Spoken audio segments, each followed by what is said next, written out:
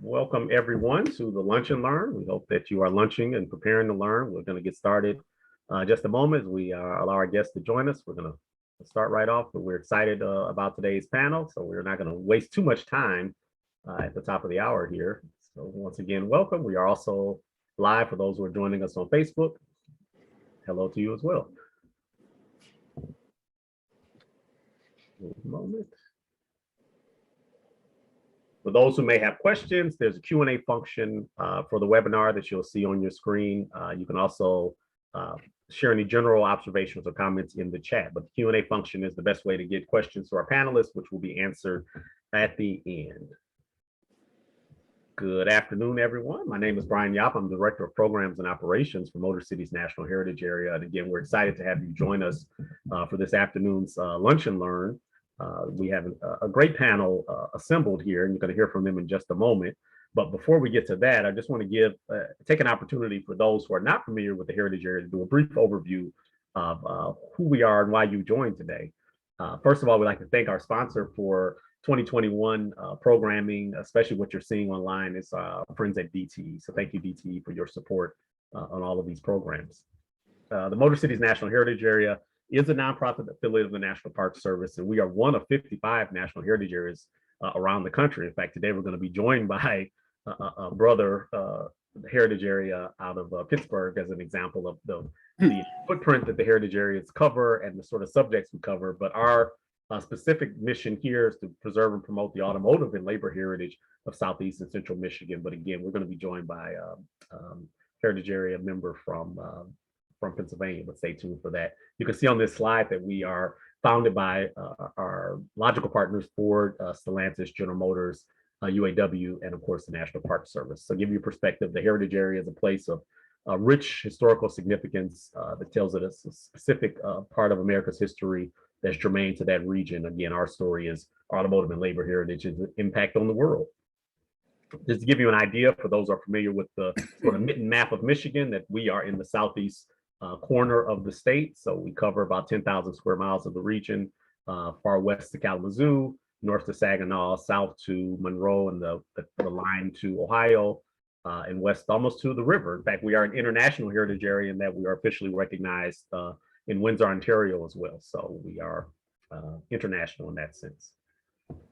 Just a few notes that you can find us on the web and other ways that you can follow us. Facebook, for those who are watching live there. YouTube, which is where you can go to find the entire library of many of our online presentations that you can find the entire library there. Twitter and Instagram are also viable options.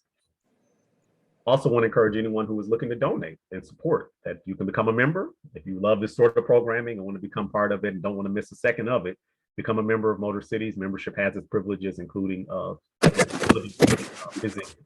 ability to visit many of our partner sites and receive wonderful discounts. And if you like, you could also support directly via PayPal. So go to motorcities.org/support to learn more. Also want to give a quick plug, so just in case we don't have the opportunity, that today's program, we will be back in about a month for our next online program, MotorCities at Home, which is number 17 of these that we've done, and we'll feature our friends from Meadowbrook Hall. So stay tuned for that and learn more about that on our website at motorcities.org. With that out of the way, I am going to introduce the person who really is the brainchild behind today's presentation. She is a board member for MotorCities National Heritage Area out of the office of the UAW president. So I'm going to introduce Sandra Engle. Sandra. Thank you very much, Brian, and welcome everybody to this first Lunch and Learn focused on the history of labor within the MotorCities area. I'm very excited to welcome you on behalf of the chairman of MotorCities National Heritage Area, Mark Hepner. I want to thank Brian, our executive director, Sean Pomerville, and the entire staff actually of MotorCities who do an incredible job putting this together. I know you're going to meet the panelists shortly. I won't delay this. I do represent the UAW on the board of MotorCities proudly.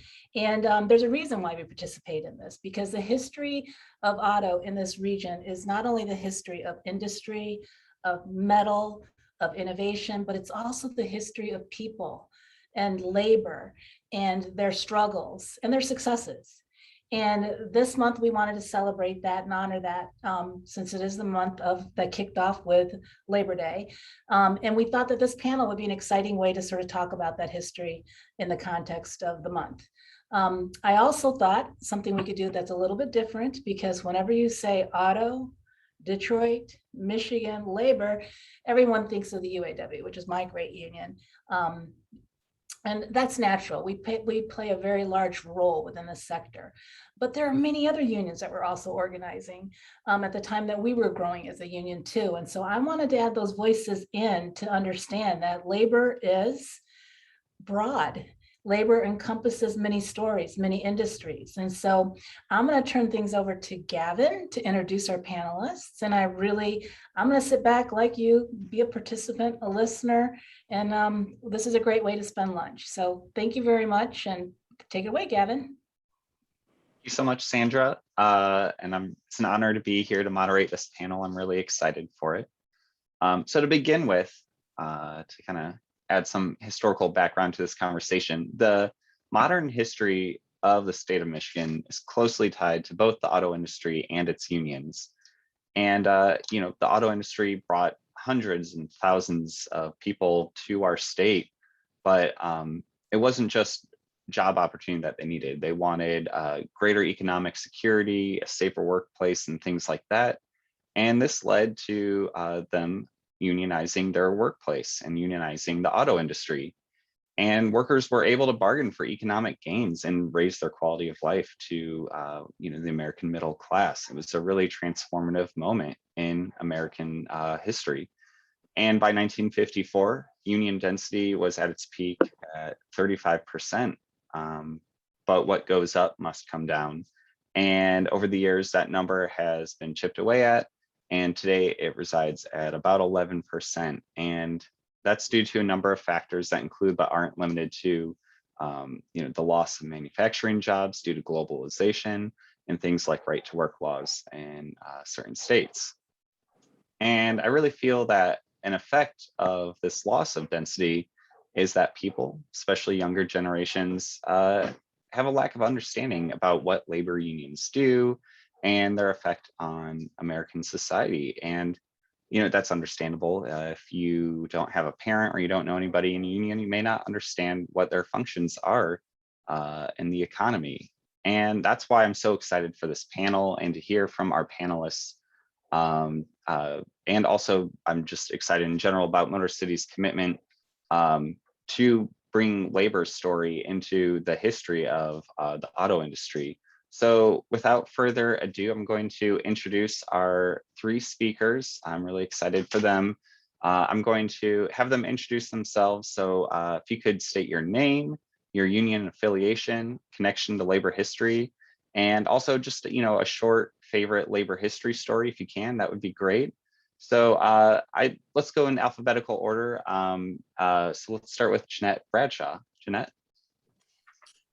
I'm Jeannette Bradshaw. I am the recording secretary and political registrar of the International Brotherhood of Electrical Workers, Local 58 in Detroit. My tie into labor history is I'm a labor leader. I'm also a labor member. But shortly, I'm going to go a little bit into my organization for my favorite labor history. And that's just back to 1974, when we had our first female apprentice accepted into our apprenticeship program. Her name was Phyllis Turner. And not only was she the first woman apprentice in IBEW Local 58's history, she was also the first African-American woman. So that's my quick labor history story. And if it wasn't for her, I would not be sitting at this panel today. Dave Elsila. Hi, I'm Dave Elsila. I was the editor of Solidarity magazine for the UAW from 1976 to 1998. I'm now retired, and I've been working with the Michigan Labor History Society. That is the organization that created the big labor legacy landmark that you've probably seen on the Detroit riverfront. And we also provide labor history bus tours of metropolitan Detroit. And my favorite labor story is kind of tied to the labor movement, tangentially related. When the Flint General Motors workers conducted a 44-day sit-down strike back in 1937, they inspired many workers in different industries and shops to have sit-down strikes. And downtown Detroit had sit-down strikes in hotels and restaurants and shops and so on. And one of those strikes occurred at the Woolworth's Five and Dime store on Woodward Avenue, across from the old Hudson store.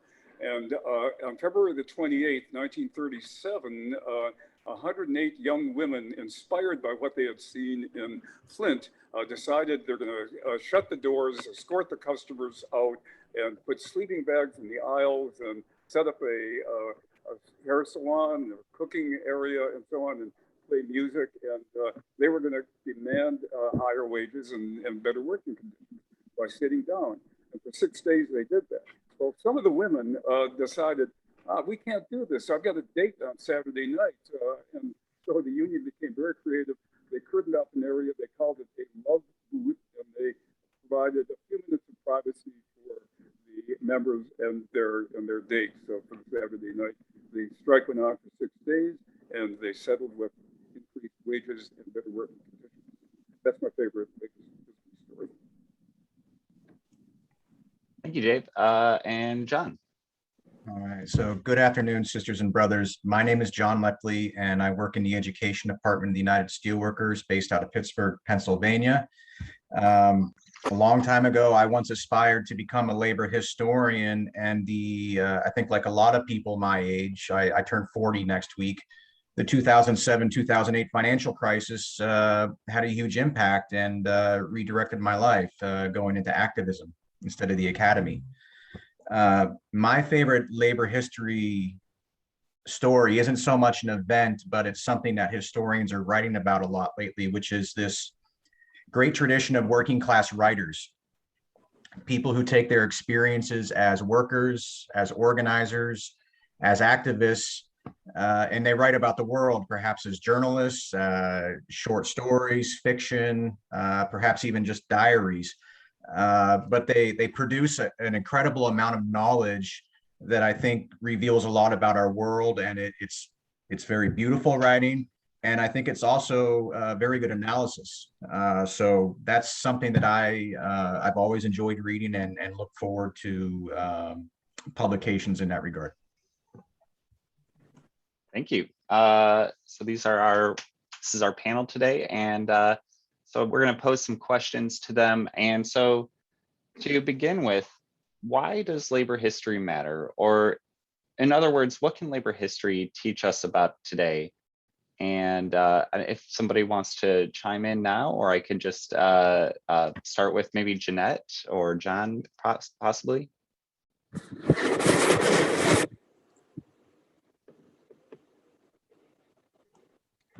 Your call, Gavin, whoever you want to pick. Or John, why don't you go first? Sorry.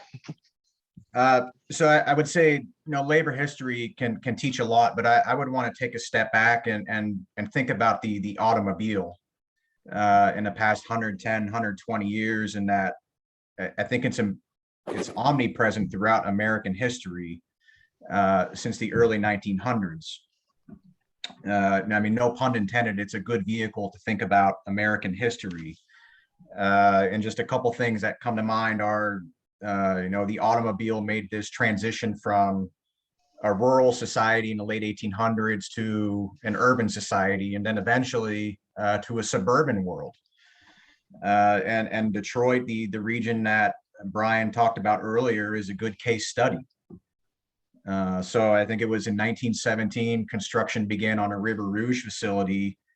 And in the 1920 census, that was the first year in which more people were living in urban areas than in rural areas.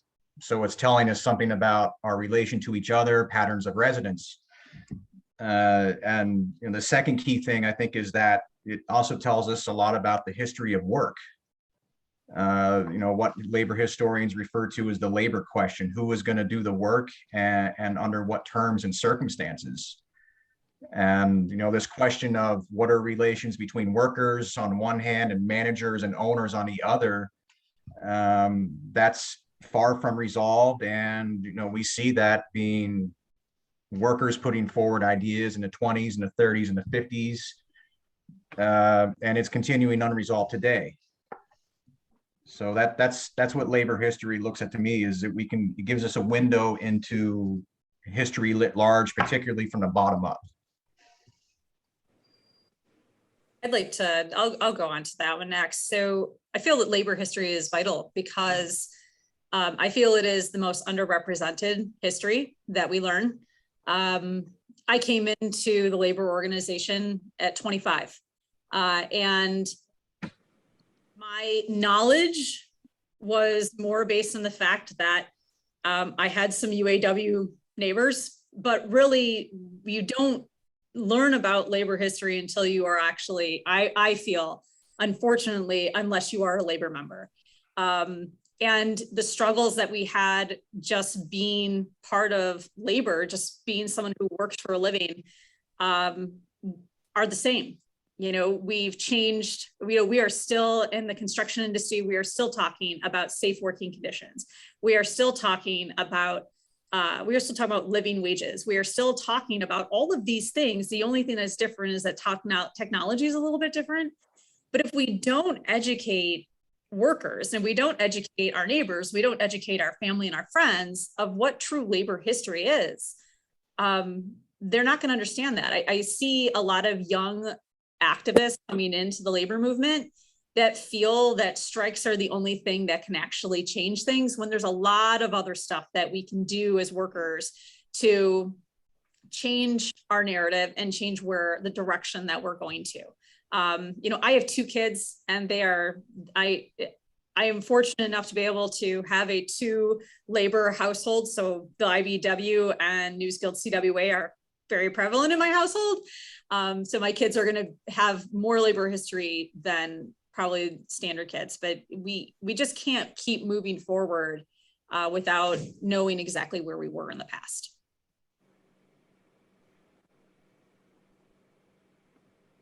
Absolutely. Dave, did you want to add anything to that?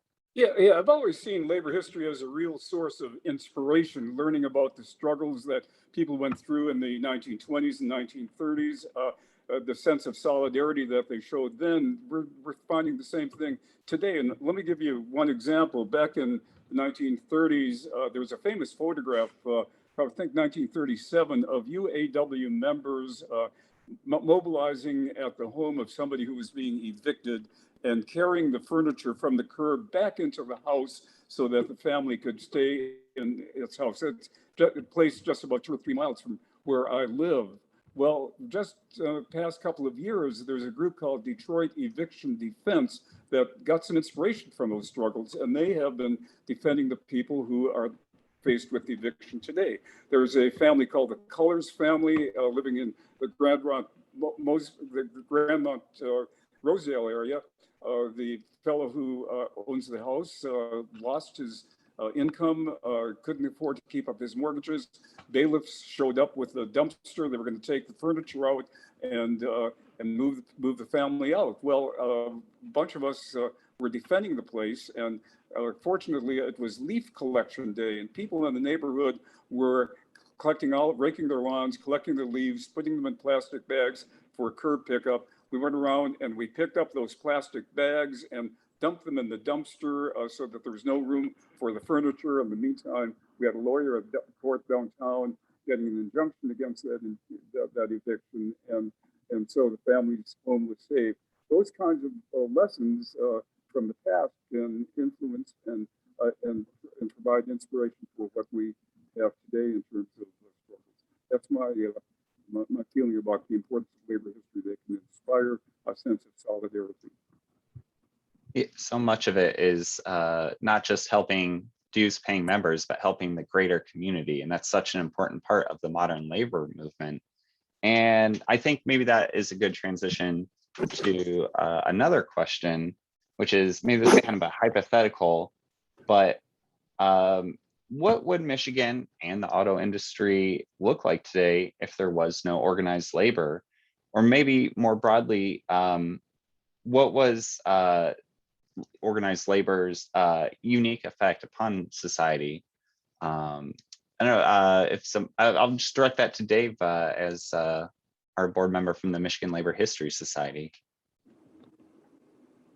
I think that you would have, if you didn't have unions today, you'd have a very dispirited and disempowered workforce who'd have no collective power to negotiate wages or pensions or benefits like healthcare, working conditions. Living standards would be lower, the morale and the productivity would suffer, and women and people of color would face discrimination. I think the labor movement has provided opportunities and ways and methods for workers to band together, show solidarity, and create a much better workplace in terms of health and safety, wages, benefits, pensions, vacations with pay, and so on.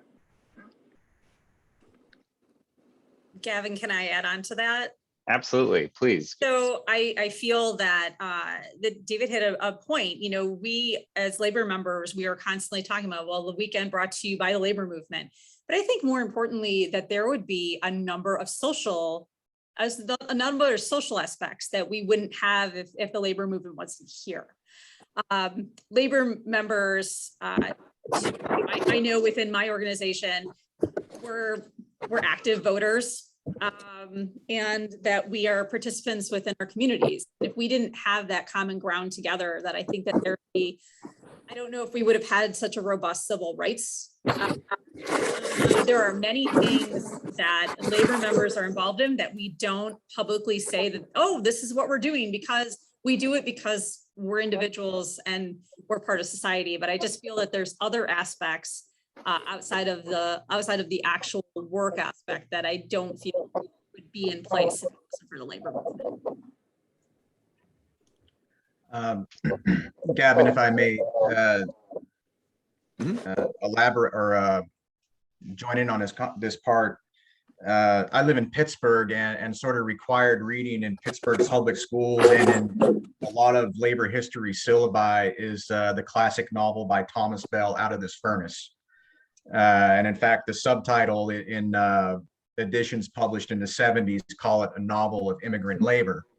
And I imagine there are counterparts in Detroit, other novels or comparable novels in the auto industry and so on. I'd encourage people to read a novel, and one thing that you get out of it is that the United Steelworkers of America, and I think we can add other CIO unions like the United Auto Workers, the packing house workers, they were vehicles for Americanization for many people. Where I live in Pittsburgh, it was colloquially known as Hunky Town, or this mix of people from Southern and Eastern Europe. And in parts of the Midwest in the 1920s and the 30s, we have the Great Migration of African Americans from the Southern U.S. These unions were vehicles for a new form of economic citizenship, if you will, in this new industrial society, right? People were raising concerns about what kind of society are we going to have where we have a permanent working class that's dependent on wage earning. And so these, as Jeannette and David have said, these were more than just institutions for collective bargaining, but redefining what it means to be an American citizen. And on the note of struggle, I think for the steel workers and the auto work, that did take struggle. Particularly important event happened in Monroe, Michigan, in conjunction with the Little Steel strike. And I think what we have here is also, it was a test of the limits of the New Deal and of the reach of civil liberties.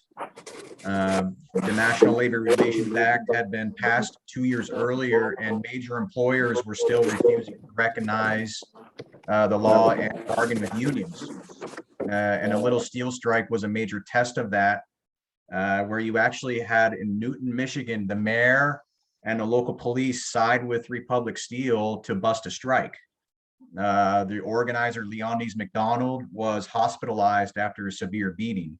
And so this is raising larger questions about what are the role of economic freedoms in the United States, the rights of workers, and of collective action.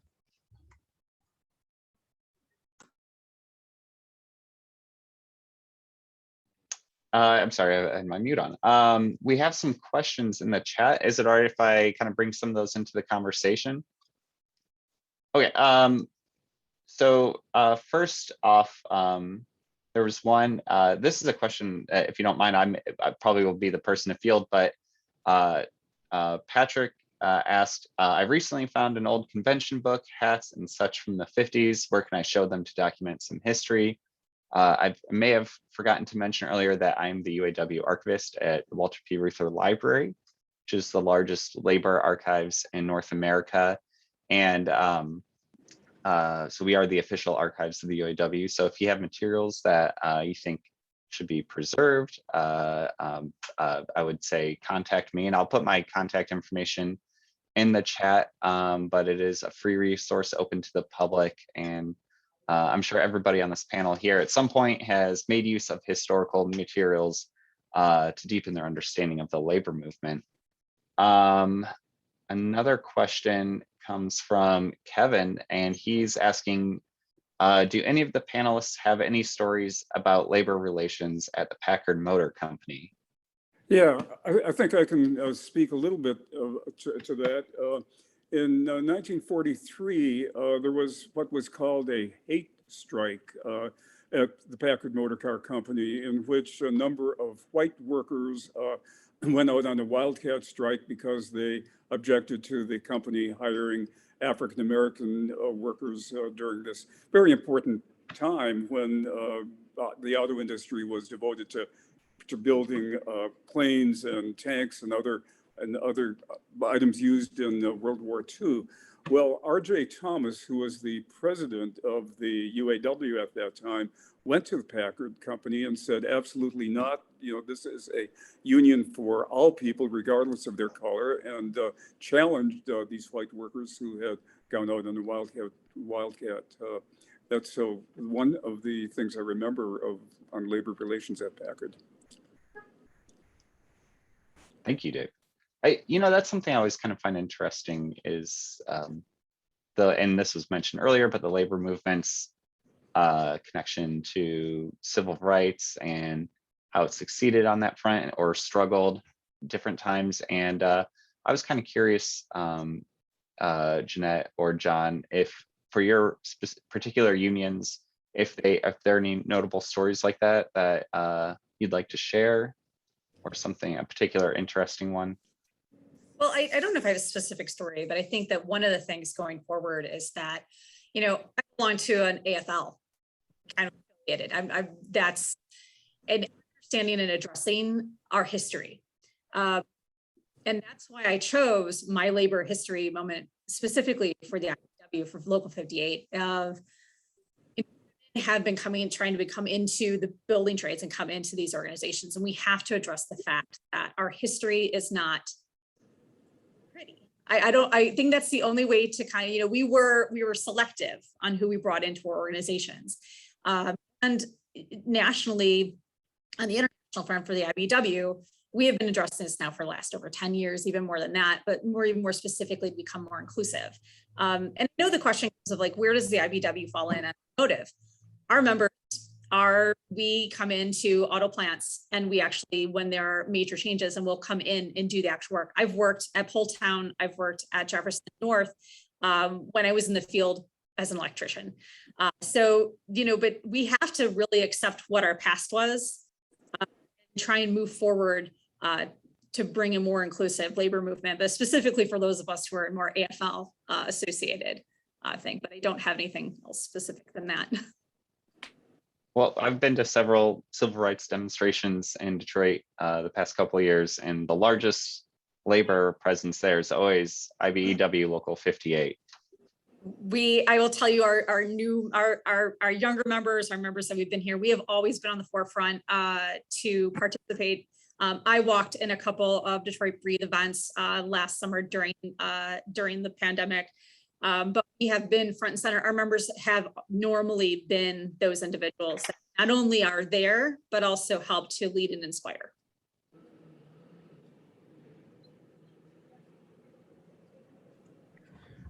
So Gavin, in response to your question, I think Jeannette made an excellent point that the House of Labor does have a lot of blemishes in a lot of respects on questions of race, of gender equality, um, across CIO unions. We can't hide from that, and there's a lot of work being done on that.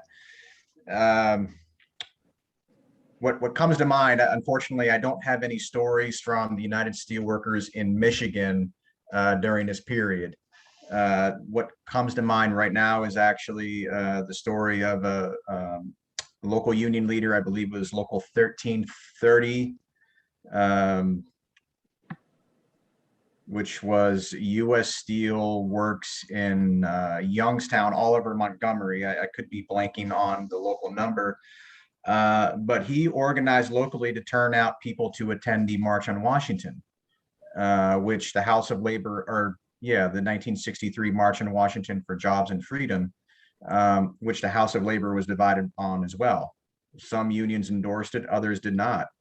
But this brother, Oliver Montgomery, organized in his community to recruit people to get on buses and attend the march.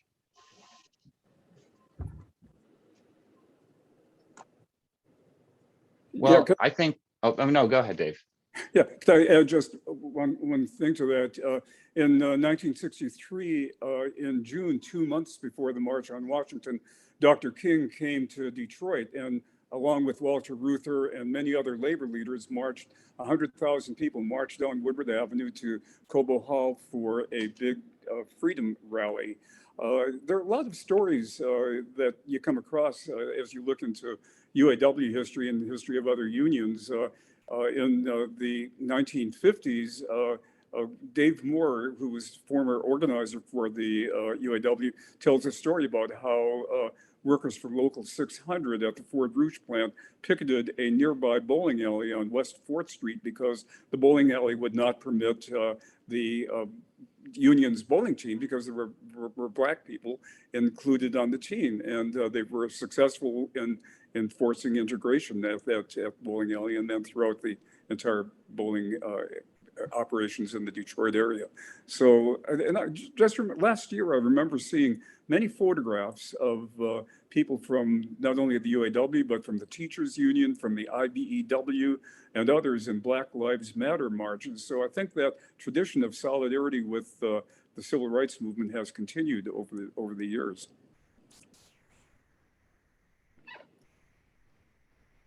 Well, I think, this is great in this discussion of, taking an honest look at our history, kind of flipping that and looking towards the future.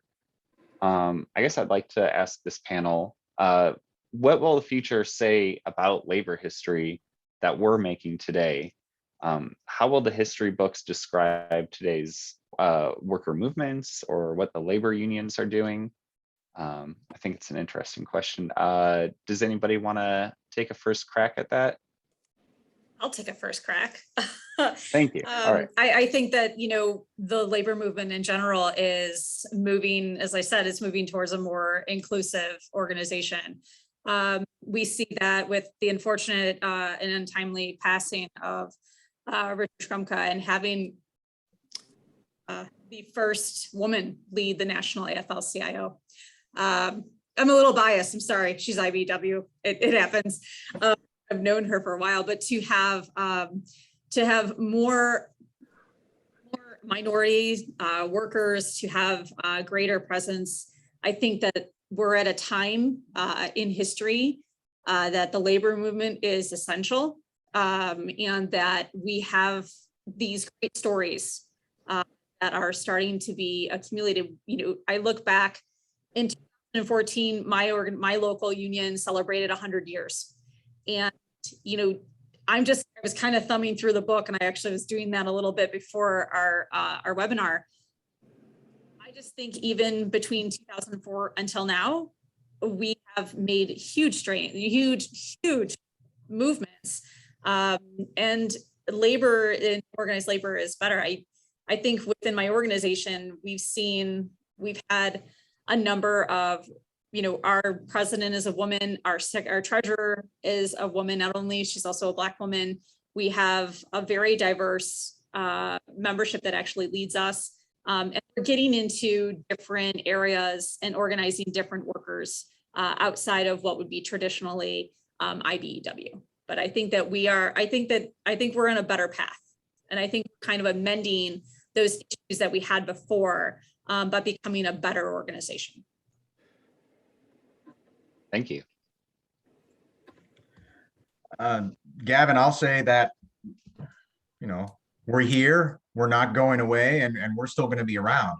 I think, if you look at labor history, 100 years ago, there was an argument within the labor union where I remember the skilled workers, the labor aristocracy were saying, well, unskilled workers can't organize. 30, 40 years later, in the New Deal era, you had this upsurge of industrial workers who were the powerhouse in Michigan and Pennsylvania and Ohio and the industrial Midwest. The last 50 years, we have had, once again, over time, a transformation in work, in the legal regimes around work. Whether you have the fishering of the workplace through independent contractors, temporary help agencies, or just different lines of work altogether. Well, those folks are organizing nowadays. In the steelworkers here in Pittsburgh, we recently reached a first agreement for Google contractors. As we speak, there is a very large election going on for faculty members at the University of Pittsburgh. I think the popular perception is that college faculty are well compensated, well respected, and their working conditions, the stories we're hearing are very different, right? The adjunctification of higher education. So as work continues to transform, the labor movement is going to transform as well. But it comes down to, bosses don't give us good jobs, they're bargained for. And I think you look at the stress that's happening in society, the frustration, the anger. You know what? The labor movement can play a big role and will play a big role in coming up with a better vision of what a good society is. Industrial unions didn't really take off until during the Great Depression, when things were at their worst. Yeah.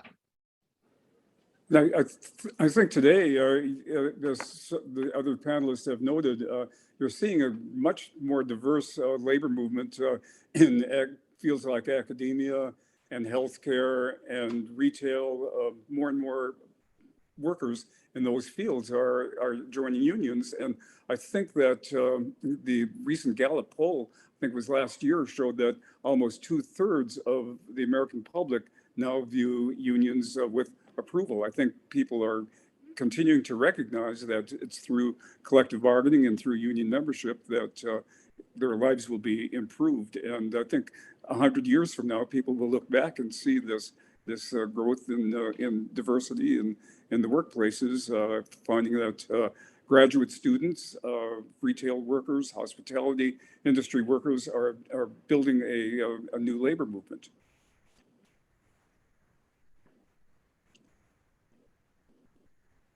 Well, I think that, thank you so much, everybody. And I think this wraps up our basic questions. And I think if it's all right, we can move into the Q&A section of the event.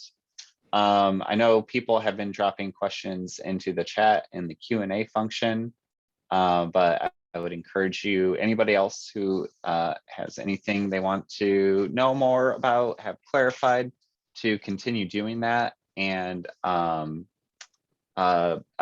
did you want to handle the Q&A, or I can do it? Well, you know what, we can bounce back and forth, because actually, Gavin, I think one good one is for you. It might be a quick one. Kevin asks, when a local goes out of existence, like Packard, we were talking about Packard earlier, do their records get retained somewhere sort of automatically? It would be interesting for him, he said, particular to compare grievances between East Grand Boulevard plant and the 1956-60 Connor Avenue plant. So first of all, is there sort of this formalization of where the records go when the local dissolves, or obviously when the plant closes and that kind of thing?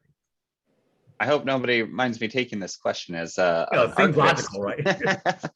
So, and for, an archives, just to clarify, is it's kind of like a library, but instead of having things like books, we have historical documents, primary source materials. So these are the original, unique records created by a person or an organization. And the Reuther Library here at Wayne State is the official archives of the UAW, and we have a formal agreement with the union where they send their records of historical value, which that's a loaded term, but they send them to the archives, and also that if local UAW offices want to send their records to us, that they're able to, and we will preserve them and then provide public access to them. So when a local that represents maybe a Packard plant or Studebaker, basically gets shut down. Oftentimes they box up their documents, and maybe they'll send them to the international office located in Detroit, or they'll send them directly to the archives. And then my work is that I kind of go through them, discard things like duplicates or things with medical information that we can't provide public access to. And then there's a small fraction of those records, though, that do get kept, and those are used by researchers like historians, other types of academics, but also authors and the general public.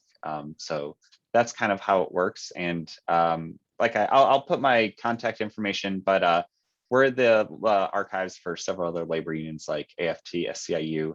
I'm trying to think, the steelworkers, do they have an agreement with a repository? Yes, our repository is Penn State University, and comparable, where if a local unfortunately closes down, they send some material to the international. Sometimes they might take pictures to a local historical society, but these are important primary resources about the work of the union, and we do want to see all that preserved to the greatest extent possible. Yeah. And does IBE, I'm sorry, Brian, but does IBEW, I know they're local 58, I think their records are at the Reuther Library, but does the International have an agreement with an archives? I really can't give you a specific answer. That I know that we actually do have a museum in DC. The IBEW has one within our national headquarters, and we did utilize the Walter Reuther Library when we were writing our 100-year history book.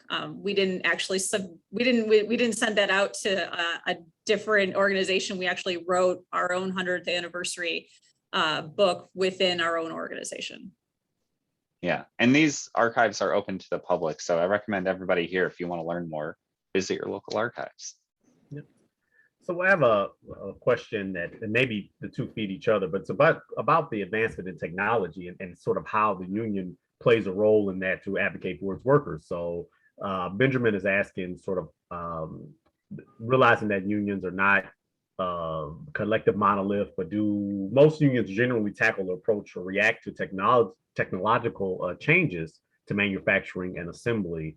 And how has this process changed over time since the inception of organized labor, especially in Detroit and Metro Detroit? But I think, John, this is also a question because I think we sort of have these industries that match each other up as far as industrial space, and that we're always evolving. So we serve a living industry. So maybe you can start that first and say, over the years, steelworking has certainly evolved from what it was 100 years ago to today. So what do you think technology and the advancement there, and how does the union sort of play a role in that? Do they progress it very heavily, or what's their role in that process?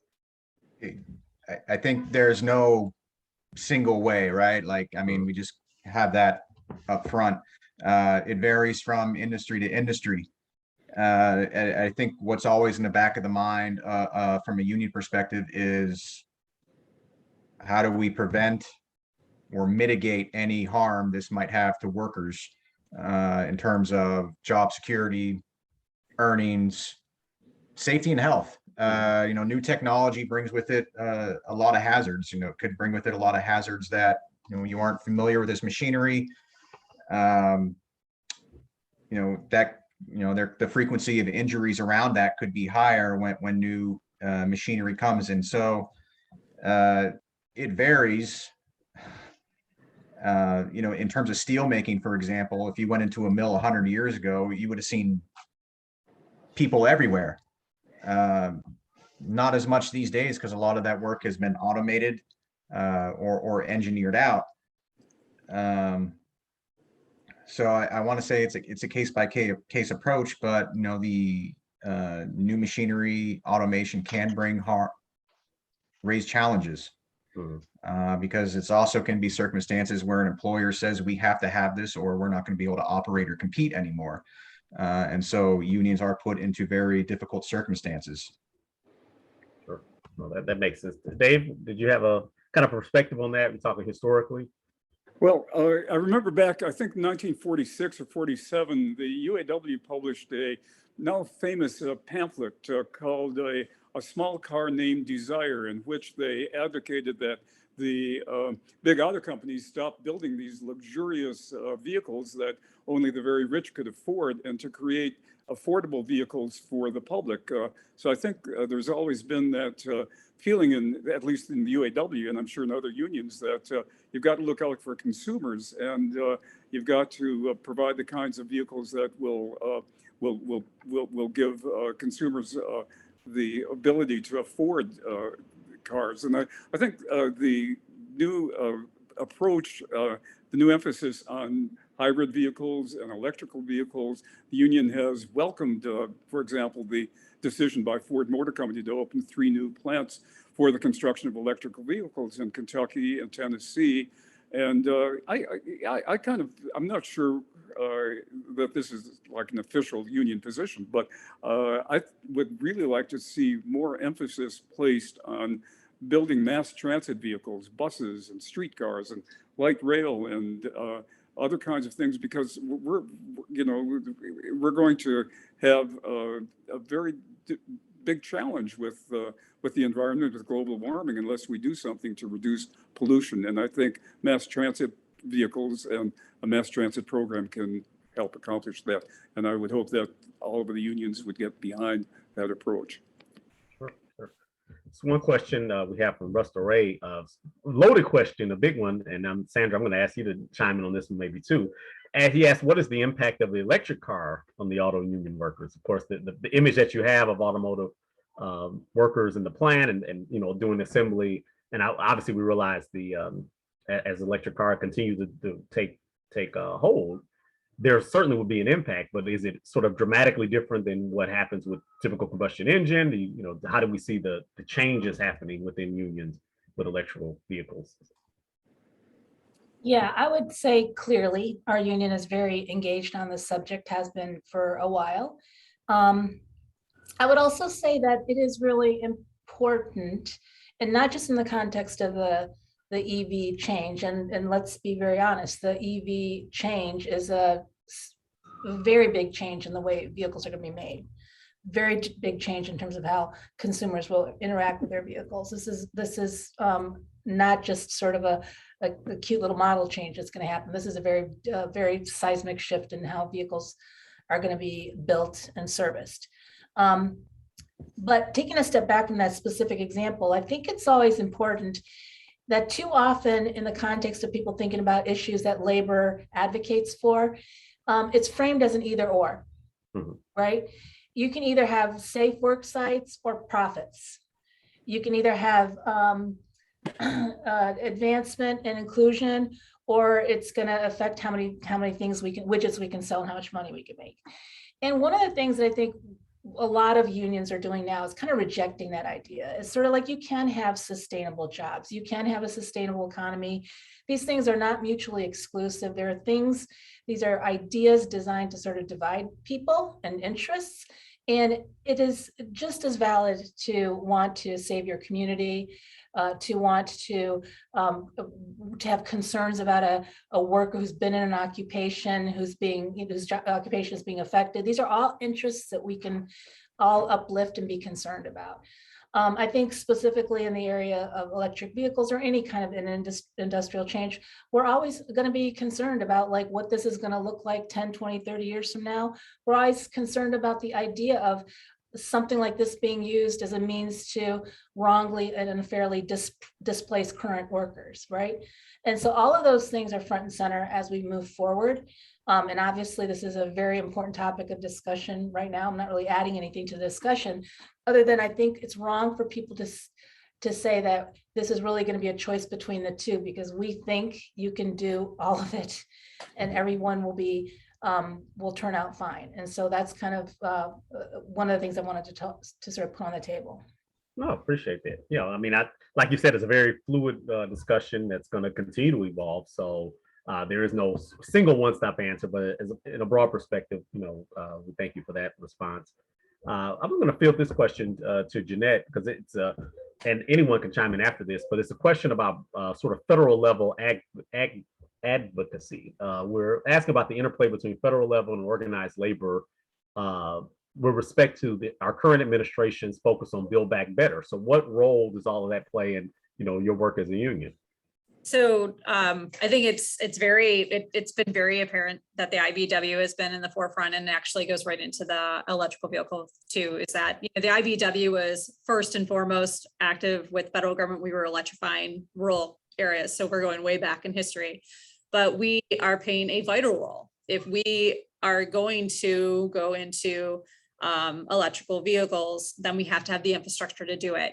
And to build that infrastructure, you have to have licensed electricians, you have to have these individuals. So we have been advocating on the federal side. Obviously the Build Back Better, we are 100% behind that, but we need to have standards put in place. But we've been in those conversations, and I know I'm kind of talking in a circle, but I think it goes to that protecting of that technology that we were talking a little bit from that change in the manufacturing. An electric vehicle charging system, it's work. I'm an electrician. That's what I'm trained to do, is electrical work, whether it's working in a plant, changing over systems, and it's making sure that we are part of that conversation. What we don't want to see is not having like a national standard and having kind of haphazard things go happen throughout. So being part of the conversation is vital and important for us. And John, I would ask you maybe the same question from the steelworkers' perspective. Yeah, so I mean, I'll just say when people hear steelworkers, they think of a mill making slabs of steel. Mhm. Our full name is, let me see if I can get this. We're the United Steel, Paper and Forestry, Rubber, Manufacturing, Energy, Allied Industrial Service Workers International Union. So when we talk about infrastructure, the steelworkers, our members are involved in every aspect of that, and particularly in Michigan, where that sort of captures that.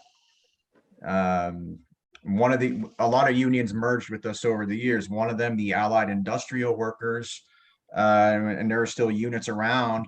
They made components in the auto assembly, springs, bumpers, and so on.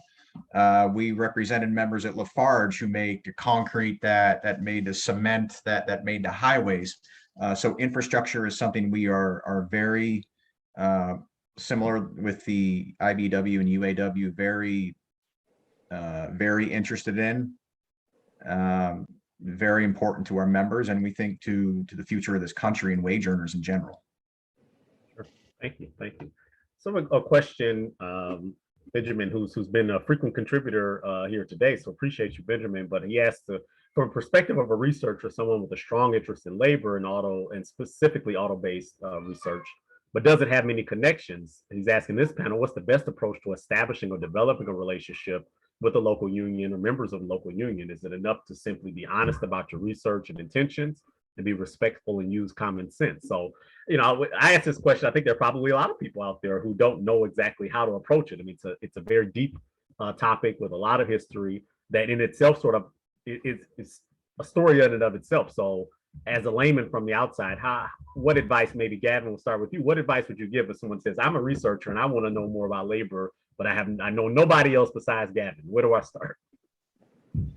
Well, all I can really speak to is contacting an institution like the Reuther Library, and we provide access to these records to the general public, regardless of your ideological affiliation or anything like that. I would just say if that's something you're interested in. Actually, Ben is somebody who I've worked with who's done research at the archives. Just contacting your local archives or library and just saying what your research question is, and the person should help you. I think maybe one of the other panelists would could better describe reaching out to an actual labor union. Yeah, I was going to ask Jeannette, as the recording secretary, do you field these sorts of questions? What happens when someone says, hey, I got a question about IBEW history? In most cases, they'll talk to our president. In some cases, they'll even talk to one of our business representatives. And I think it just depends on what information are they looking for and what's the intent of the research. There are cases where it's better set that they contact someone at the international through our headquarters than it would be at a local union. Just depends, I think, on the conversation and what the research is being used for or the end product. Sure. David, your years, writing Solidarity Magazine, you were obviously in a position where you had to translate sort of these stories for general readership and followership. What was your experience with those who are really trying to get started, and how do you translate it to those who are newbies to it? I think that we provided in Solidarity Magazine a grounding in the UAW history so that people knew what the kinds of struggles were that were engaged in back in the 1930s and 1940s. And as I've said earlier, they took those kinds of stories and drew inspiration and suggestions on how to tackle some of the problems that they face today. So we used our magazine to provide that kind of a historical background and help to educate new members and give them hope and spirit and a sense of solidarity. I think that I just wanted to say that one of the points that the UAW has always made is that the union is not just a collective bargaining organization, but the labor movement reaches out to all sorts of social movements in the United States and abroad. And I think it was Walter Reuther who famously said, "What good is $1 an hour more in wages if your neighborhood is burning down? What good is another week's vacation if the lake you used to go to swimming, you can't swim in it because of pollution and the kids can't play in it? What good is another $100 in pension if the world goes up in atomic smoke?" And so looking at those kinds of broad social issues is very, very important for the labor movement as we move forward into the next decades. Sure. John, you were going to comment on that as well. Yeah, just on a note of researchers in the steelworkers, and I imagine there's a comparable effort was made in the UAW in the late 60s and early 70s. There was a very intensive oral history project done with the veterans of the Steelworkers Organizing Committee in the early CIO era. And it's hard to read a book where those are not cited or tapped for historical purposes. That's 50 years ago, and I don't think a similar effort has been made since with the succeeding generations of people who led unions in the late 60s, the 70s, the 80s, and 90s. Very different times, very tough times. That's important history, and we need to capture that. So I would say oral history interviews are very important to capture that, because once they're gone, they're gone. So you have to get that down. No, that's a great segue, John. A point I was going to make, and the work of MotorCities over the years, again, the focus on automotive and labor's history, we've always tried to the best of our ability, bring that to the forefront. So we funded grants and projects over the years to address just that, to do oral history and collect those in real time so that you have them archived. And later on, a great example of that, and there are some people on here from Lansing, our state capital here, at the Michigan State University, there is a library collection of these interviews that were conducted at a plant that was closing, the Belinden plant in Lansing Fisher Body. So they were on the way out. They had no reason to be cooperative, but they were, and they shared great stories about their time at the just basic stuff, where they went to get drinks and cash their checks and go get sandwiches. but there was also great stories about their, first days at work and, building friendships and racial and diverse sort of blending of their cultures, all these great things that now live on as a legacy from interviews that were conducted 15, 16 years ago. And in fact, one of the interviewees back then was speculating about his union leadership. And today that man is the president of the local 602 in Lansing because he thought, well, I can get into this and I'll see where it goes. I also want to plug another project, and he's on the webinar. Ron Alpern is a friend of ours who has been working for years on the Southwest Detroit Auto Heritage Guide, and other people on this panel here. So that guide is a part of our MotorCities website that's going to focus specifically on the story of Southwest Detroit's auto legacy and, of course, the union piece of that. So again, as an example, their plan is to hold workshops and charrettes about their contributions and have people come and bring their stories and ephemera to the table so that their stories are captured that really truly represent their family stories. Dave, we're going to say. I'm just going to make a point, another point about how history, knowing labor history inspires people today. Several years ago, we brought a group of sit-down strikers from the Republic Door and Window Company in Chicago to speak at a rally in Detroit. These young people, young workers, and at the same time, we had 2 or 3 of the veterans of the Flint sit-down strike who were in their 80s and 90s come down to that rally. And the young people looked at them and said, we stood on your shoulders. We saw what you did in Flint, and we were successful at Republic Door and Window Company to force the company to provide severance pay and benefits as they closed their plant. So that connection between the 1930s and the 2010s, I think, is really important to point out that history can inspire today's activities. Absolutely, absolutely. Want to read off of there. This is a statement, not a question, but Kelly Harrison says we need to pass the PRO Act! Exclamation point. So that seems to be, self-explanatory there. And Bob Benko from Lansing mentions what you said, John, about Out of the Furnace by Tom Bell. Great read and a need for a union. So he's familiar with it.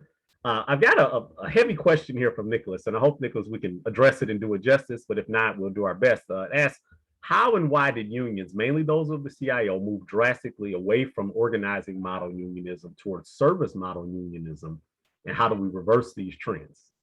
I'm out of my depth, so I don't know if anyone on the call can even begin to address that, or is that sort of a deeper dive for another discussion?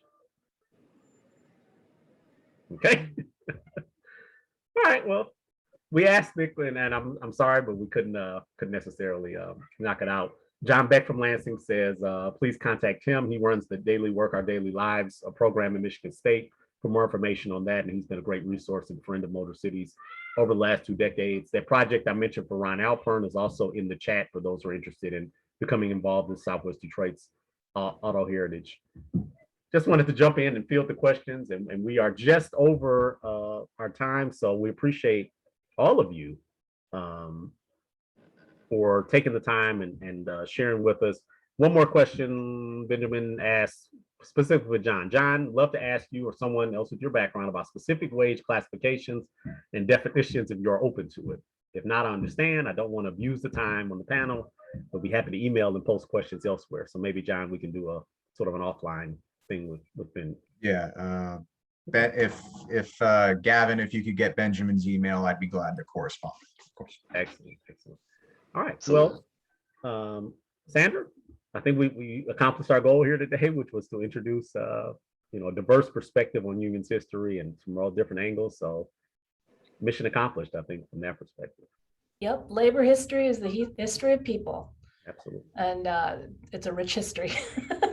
So We're I'm really scratching the surface, really. Yeah. we really are, but I found it very lively and interesting.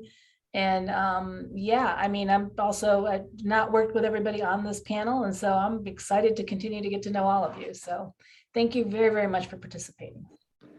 Thanks, Gavin, for being our moderator, and all of those who joined us along with the panel. This, again, those on Facebook and those watching live, we're going to thank you again. And note earlier, I said that our next presentation will be at the end of October 27th at noon. We'll be talking about the Meadowbrook Hall in Rochester Hills, Michigan. So thanks so much. Thanks, Jeannette. Thanks, John, Sandra, Dave. Thanks a lot. We will talk to you all soon. Thanks. Bye. Bye. All right.